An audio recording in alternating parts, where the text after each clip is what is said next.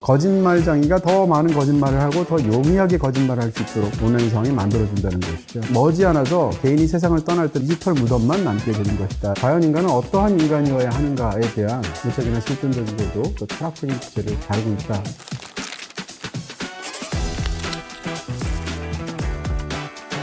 JTB 이동진의 파이아키, 안녕하세요. 저는 이동진입니다.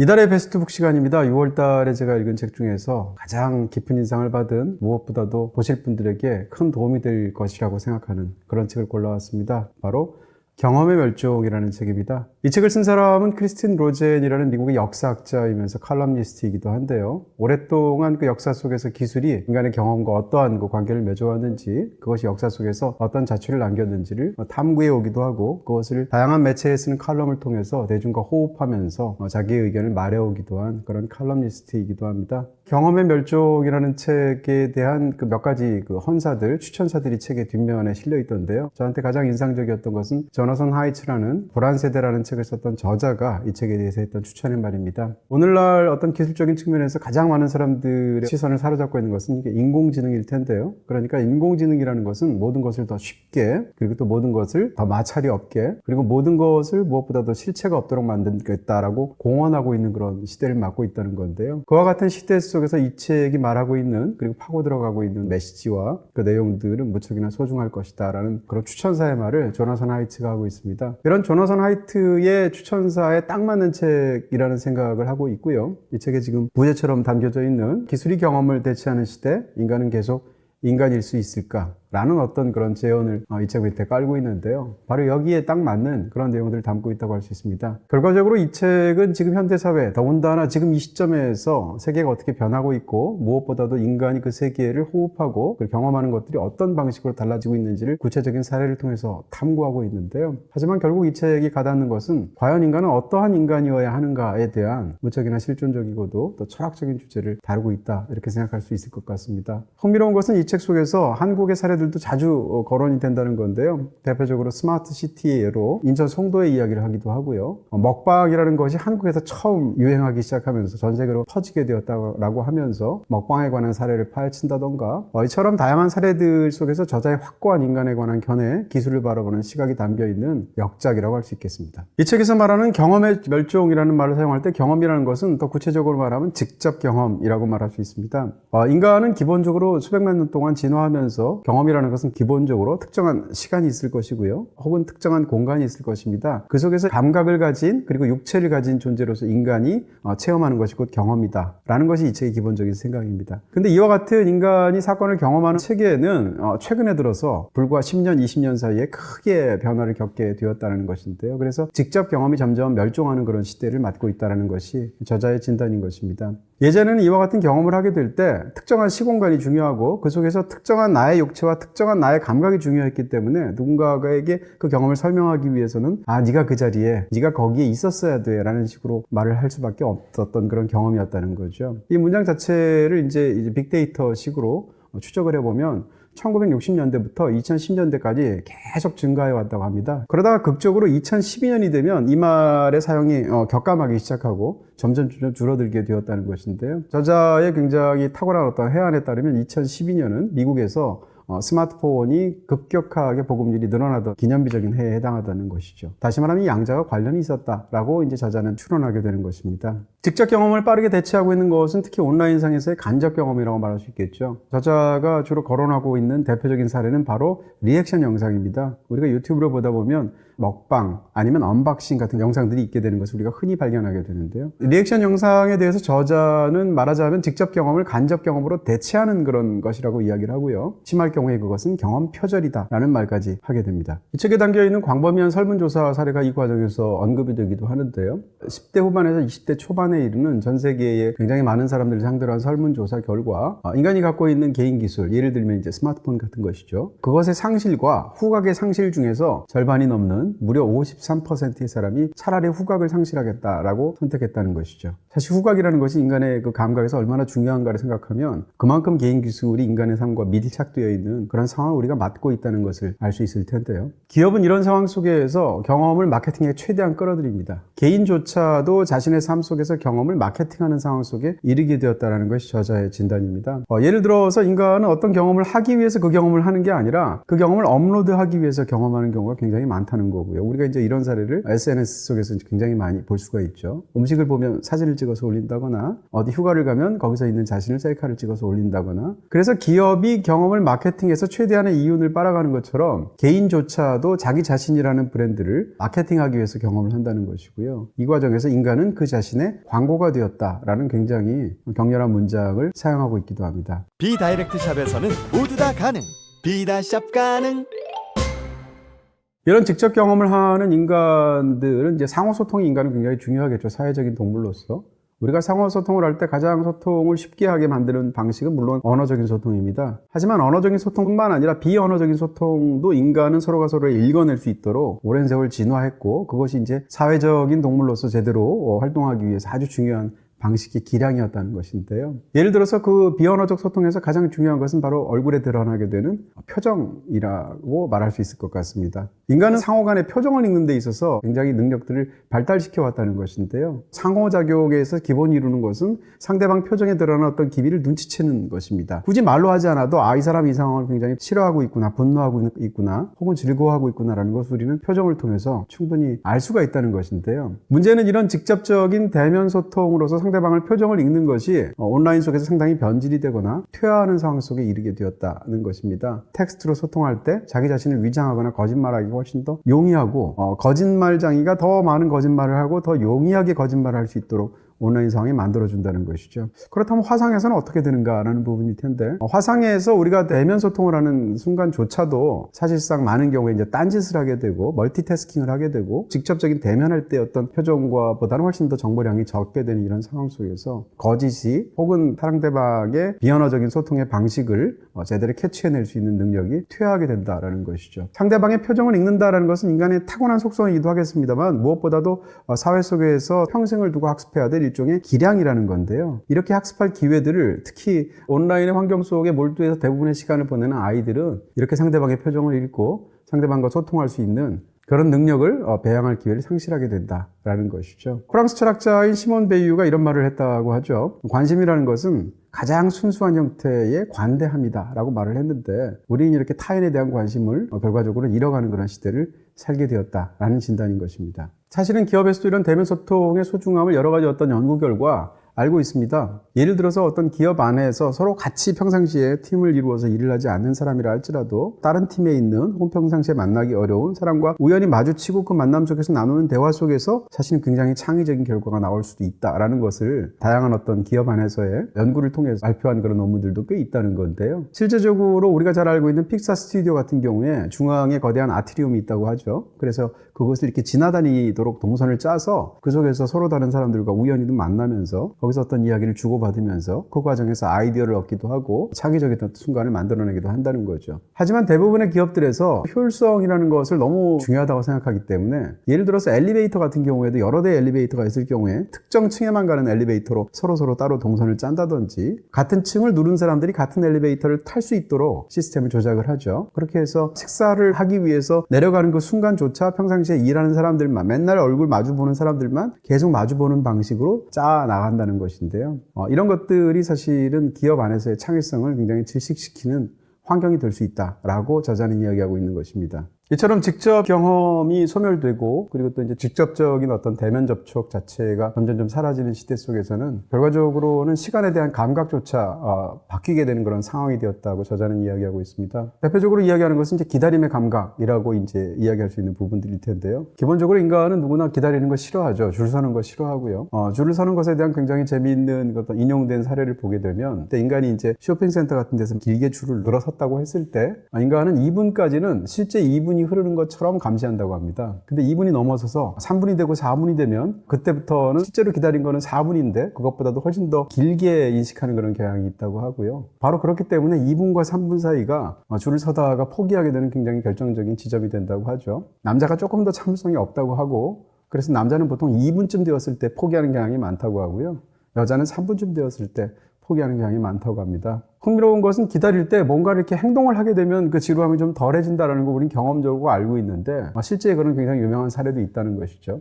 미국의 공항 중에 비행기에서 내려서 수화물을 찾을 때까지 걸리는 시간이 너무 오래 걸린다라는 어떤 악명 높은 공항 중에 하나로 거론이 되는 것이 휴스턴 공항이라고 합니다. 근데 휴스턴 공항에서 실제로 검사를 해보니까 실질적으로는 7분밖에 걸리지 않았다는 건데요. 7분도 물론 많이 걸리는 시간일 수도 있겠습니다만 그럼에도 불구하고 유사한 시간이 걸리는 다른 공항에 비해서 왜 유달리 휴스턴에서 기다리는 사람들이 더 불만을 토로할까를 생각하게 됩니다. 그것은 공항에서 이제 모든 것을 절차를 끝내고 나와서 짐을 찾는 그 카루셀까지 갈 때의 시간이 굉장히 휴스턴 공항이 짧다는 건데요. 다시 말하면 나와서 1분 만에 도착을 해서 6분을 기다리면 짐이 나왔다는 것이죠. 그래서 문제를 해결할 아주 간단한 방법을 휴스턴에서 만들어내게 됩니다. 그것은 뭔가 하면 일부러 짐을 찾는 곳을 6분 더 멀리 있는 곳으로 떼어놓는 것이죠. 바로 그런 일을 통해서 짐을 찾기 위해서 그 카루셀까지 가는 그 시간을 6분으로 만들고 거기 도착하게 되면 1분 정도 있다가 짐이 나오도록 한 것이죠. 이렇게 했을 때 그와 같은 불평불만이 굉장히 획기적으로 줄어들었다고 하고요. 어떻게 생각하면 완벽한 조삼모사의 사례가 아닌가 싶기도 한데 그만큼 인간의 기다림이라는 감각이 얼마나 주관적인가를 보여주는 사례로서 이 책에서 거론되고 있기도 합니다.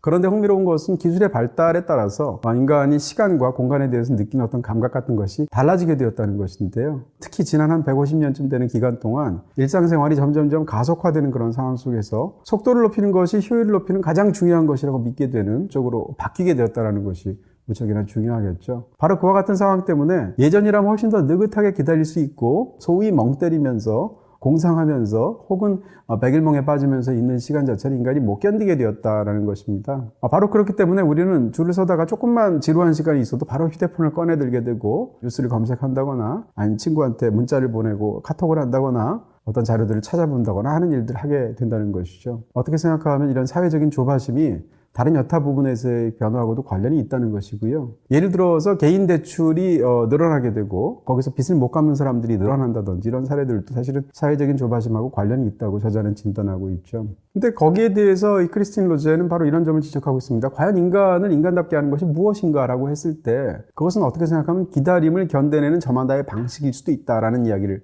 하고 있죠. 막연히 기다려야 될 때 사람마다 다 다르게 되고요. 어떤 사람은 시선을 돌려서 멀리 날아다니는 새를 바라볼 수도 있고 누군가는 어떤 자기의 추억을 떠올릴 수도 있고 누군가는 앞줄에 같이 줄을 서고 있는 모르는 사람과 대화를 할 수도 있겠죠. 그런 방식들이 획일화되고 바뀌게 된 것이 현대사회다라는 이야기를 하고 있습니다. 이런 과정 속에서 사실은 기다림이라는 행동, 넋놓고 가만히 있는 순간이 사실은 인간을 진정하게 창의적으로 만드는 사례들이 역사 속에서 너무 많다는 것이고요. 다시 말하면 딴 생각을 할 수가 없고 딴 짓을 할 수가 없고 틈새 시간을 오로지 오락과 특히 온라인에서의 소통으로만 채우게 될 때 그 아이는 현저하게 창의성이 떨어진다고 이야기를 하고 있기도 합니다. 예를 들어서 이제 데카르트 같은 사람은 침대 철학자라고 불리기도 할 정도로 침대에서 많은 시간을 보낸 사람인데요. 이 사람이 늦지막히 일어나서 침대에서 천장에 이렇게 붙어있는 파리를 보면서 바로 좌표 기하학의 어떤 핵심적인 아이디어를 얻게 됩니다. 더 유명한 사례는 아인슈타인이 있게 되는데요. 아인슈타인은 전차를 타고 가면서 베른탑을 딱 보면서 특수상대성 이론의 굉장히 중요한 아이디어를 얻었다고 얘기하죠. 혹은 테슬라의 경우도 마찬가지일 텐데요. 테슬라는 숲을 산책하면서 교류 전기에 관한 어떤 핵심적인 아이디어를 얻었다는 일화가 굉장히 유명합니다. 그러니까 지금 말씀드렸던 이런 사례들은 유휴시간이라고 말할 수 있는 그런 시간일 텐데 이런 시간이 인간의 창의성과 인간을 인간답게 하는데 얼마나 중요한 시간들인데 그 순간들을 인간들은 점점점 이 온라인에 익숙해진 어떤 상황 속에서 혹은 속도가 효율의 전부인 것으로 그리고 효율만이 가장 중요한 가치인 것으로 숭상되는 사회의 변화 속에서 점차적으로 악화되는 그런 상황을 맞이하게 되었다는 것이죠. 시간에 관해서 이렇다면 공간에 관한 인간의 감각도 마찬가지겠죠. 여기에 대해서 저자는 공간과 장소는 다르다라는 이야기를 합니다. 공간, 그러니까 스페이스와 장소, 그러니까 플레이스는 서로 다른 개념이라는 것인데요. 예를 들어서 공간에 정의가 들어가게 되고 의미가 가미가 되게 되고 거기에 어떤 인간적인 부분이 들어가게 되고 경계가 생기게 되면 공간은 장소로 바뀌게 된다라고 이제 저자는 이야기하는 건데요. 바로 그렇기 때문에 우리가 가상 공간이라는 말은 써도 가상 장소라는 말을 쓰지 않는다라는 것이고 기술이 발달하면 장소에 대한 인간의 감각이 달라집니다. 대표적으로 전화의 사례를 들 수 있을 텐데요. 전화가 처음 이렇게 발명이 되고 나서 인간은 처음으로 내가 집에 없어도 집에 있는 것 같은 감각을 갖게 되죠. 자동응답기가 발명이 되게 되면 더하죠. 그러니까 자동응답기에 내 메시지를 녹음해 놓고 누군가가 전화 왔을 때 그 자동답기가 돌아가는 상황을 생각해보면 나는 집에 부재하는 순간조차도 존재하는 것으로 만들어낼 수가 있죠. 휴대폰이 생기게 되면 더 말할 것도 없이 공간의 장벽을 뛰어넘게 되고, 스마트폰의 경우에는 그야말로 내가 어디에 있는지까지, 내가 어디로 향하고 있는지 이런 것까지 다 사실은 다 정보 형태로 공유가 되게 되죠. 근데 이것이 과연 좋기만 한 것일까라는 부분에 있어서 공간이 갖고 있는 어떤 인간의 물리적인 한계를 뛰어넘는 것을 제공하고 있음에도 불구하고, 스마트폰은 인간이 어디에 있는지를 추적을 하게 되고 그 위치를 정보화해서 공유하게 만드는 그런 상황 속에서 오히려 인간을 억압하게 만드는 도구가 되기도 한다는 것이죠. 이와 같은 유사한 사례 속에서 이 공간에 관한 감각을 이야기할 때 저자는 흥미롭게도 광장에 관해서 이야기도 합니다. 예를 들어서 개인 전화라는 것이 발명되기 전에 공간에서 사람들이 움직이는 역학 같은 것을 보게 되면 굉장히 넓은 광장에서 수많은 사람들이 제갈길을 가는 어떤 모습을 상상해 보라는 것이죠. 어떤 사람들은 서로 이렇게 어깨를 부딪히는 경험을 할 수도 있겠습니다만, 대부분의 사람들은 제각각 자기만의 동선을 가는데도 불구하고 거의 부딪히지 않고 물 흐르듯이 수많은 군중들이 다 제각각의 동선을 찾아서 제갈길을 가게 된다는 것이죠. 그것이 가능한 것은 비언어적인 소통에 있어서 인간이 타인들을 의식하고 있기 때문이고 그 기술을 발달시켰기 때문이라는 건데요. 예를 들어서 앞에서 다가오는 사람이 왼쪽으로 가려고 하는지 오른쪽으로 가려고 하는지, 그 상황에서 그 사람이 어떤 표정을 짓고 있는지, 걸음의 속도는 어떤 것인지 등등들을 눈여겨보면서 그것을 절묘하게 피해가면서 최선의 경로로 인간이 선택해서 걸을 수 있었다라는 것이죠. 그렇지만 실험 결과에 따르면 현재의 광장은 그렇지 않다는 거고요. 광장에 있는 사람들 몇몇만 전화 통화에 몰두하고 있거나 텍스트를 보내고 있거나 이런 상황만 된다 할지라도 전체적인 어떤 동선의 움직임이 느려진다 혹은 엉킴이 생긴다라고 이야기를 하는 거죠. 왜냐하면 전화에 몰두하고 있으면 타인이 발산하고 있는 어떤 비언어적인 신호에 신경을 쓸 여유가 없기 때문이죠. 그리고 그것은 뒤에 오는 사람, 앞에 오는 사람한테도 영향을 미치기 때문인 것입니다. 공동체가 공동체로 제대로 기능하기 위해선 제3의 장소가 굉장히 중요하다고 합니다. 제3의 장소라는 것은 그러니까 집 그리고 일터를 제외한 나머지 공간들 중에서 어떤 공동체의 기능을 수행하는 어떤 장소들, 대표적으로 술집이라든지 카페라든지 광장이라든지 도서관이라든지 이런 곳들인데요. 전통적으로는 이런 곳에서 인간이 순수하게 사교성을 발휘해서 서로가 서로를 이해하고 상호소통하면서 어떤 공동체스러움을 발전시켜 나갔다는 것이죠. 근데 더 이상 점점점 그런 시대가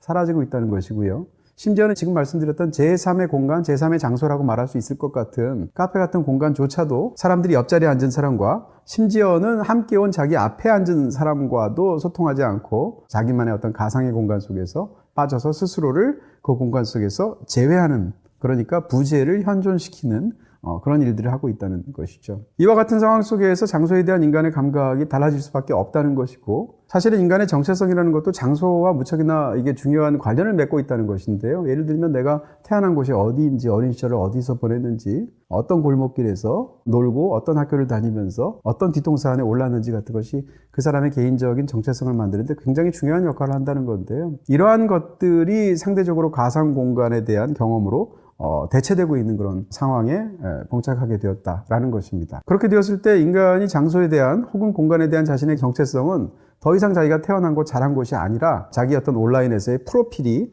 그와 같은 장소를 대체하는 사이버 공간이 되었다는 것이고요. 스스로를 자기가 보이고 싶어하는 정체성으로 내보이게 되겠죠. 그런 과정 속에서 자기만의 저마다의 세계를 만들어 나가는 것인데, 문제는 이렇게 서로 만드는 제각각 저마다의 수많은 세계들 사이에서의 소통은 거의 이루어지지 않는다라는 것입니다. 그런 면에서 가장 역설을 보여주고 가장 위험한 어떤 징후를 드러내는 것 중에 하나가 기억이라는 모티브겠죠. 이제는 인간이 가장 인간을 인간답게 만드는 기억조차도 기술의 아웃소싱을 하고 있는 그런 시대라는 것이고요. 더군다나 인간이 예전에는 기억을 가지려면 그것이 대화 속에서 살아있거나 아니면 하다못해 찍은 사진을 앨범을 만들어서 그것을 넘기면서 혼자 본다거나 이런 식으로 기억을 개인화하는 방식으로 소유했다는 것이죠. 그렇지만 지금은 기억의 존재를 한번 생각해보면 기억이라는 것이 대부분 사이버 공간 속에 다양한 형태의 사진과 글 속으로 남아있고, 그 사이버 공간, 그러니까 기억의 플랫폼 자체를 대기업이 소유하고 있다는 것이죠. 그런 측면에서 기억에 대한 통제성을 개인이 잃어버리는 시대가 됐다는 것이고요. 그렇게 되다 보면 머지않아서 개인이 세상을 떠날 때 남기는 것은 결국 인스타그램이라든지 아니면 틱톡 같은 일종의 디지털 무덤만 남게 되는 것이다 라는 어떤 상황들을 섬뜩하게 저자는 지적하고 있습니다. 고객님, 평일 낮에 인터넷과 IPTV 설치해도 될까요? 낮엔 일해야죠. 연차 못 써요. 낮엔 수업 들으러 가야죠. 낮엔 이삿짐 정리하느라 정신 없어요. 인터넷과 IPTV 설치 왜 하필 평일 낮에만 될까? 이젠 주말도 야간도 오늘도 바로 가입 365 설치. 원하는 시간에 내 맘대로 SK 브로드밴드 바로 가입 365 설치. 경험의 멸종이라는 책은 저 역시도 온라인에 중독이 되어 있기도 하고 저 역시도 핸드폰을 수시로 꺼내보는 사람이고 파이아키아조차도 유튜브에 업로드가 되고 있는 그런 소통의 방식을 갖고 있죠. 그런 상황 속에서 저도 굉장히 흥미롭고도 굉장히 찔리는 어떤 경험을 하기도 하고 새로운 통찰을 얻기도 하는 무척이나 중요한 독서 경험을 저한테 제공해 주었습니다. 하지만 이 책에 있는 어떤 시각과 이 책에 담겨져 있는 모든 내용들에 전적으로 동의하는 것은 아닙니다. 어떤 부분에 있어서는 이 책에 있어서의 단점들도 있다고 할 수 있을 텐데요. 담겨있는 통찰과 그에 대한 사례들이 굉장히 훌륭하게 잘 조직이 되었다 할지라도 반복되는 부분들이 굉장히 많다는 어떤 생각을 저술 방법에 대해서 살짝 갖고 있는 작은 어떤 그 단점으로 기억하고 있고요. 또 한 가지는 무엇보다도 저자가 누려왔던 어떤 경험의 변천하고 관련이 있지 않을까라는 의심입니다. 어떻게 생각하면 저자는 저와 굉장히 유사한 경험을 해왔던 세대라고 할 수 있을 텐데 저자는 1973년생으로서 태어나서 어린 시절을 보낼 때는 거의 완벽하게 아날로그적인 환경 속에서 어린 시절의 추억을 담은 채 성장해 왔습니다. 저자 스스로가 그렇게 말을 하고 있죠. 그러다가 어른이 된 후에야 소위 이 디지털 혁명 속에서